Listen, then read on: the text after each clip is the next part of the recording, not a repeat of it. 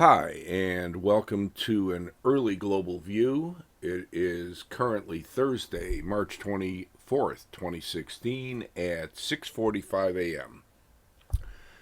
And it's very interesting that lately the data is still weak, pardon me, and most central banks are accommodative, except recently we've heard a bit more hawkish influence once again from the Fed's minions. We thought all that was sorted out last week on the more dovish statement, projections, and press conference, but here we are again, and that seems to be weighing on the equities for right now. But the rest of the data still suggests it's going to be hard for the Fed to hike as early as April.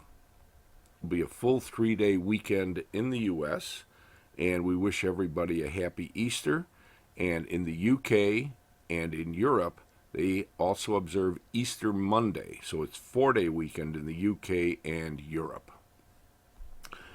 And we have to ask, what does all this mean to the markets? Well, the more hawkish Fed indications have actually left the S&P sagging yesterday, and today they're actually down to 2018, down 11 this morning.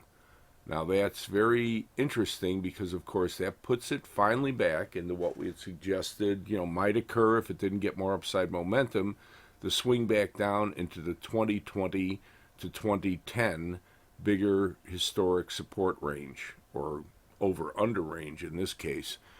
And we'll see more of that on the intermediate term charts, but for right now, that has a buffer down to this significant 25% Fibonacci correction right at 2008, which is also a lot of the congestion from when the market was on the way up into the March contract expiration and the FOMC going back to last week on Wednesday, after which the market pushed up and got it made up the $10 discount it was carrying to the March contract, whereby on Wednesday it actually got up to the 2020 area.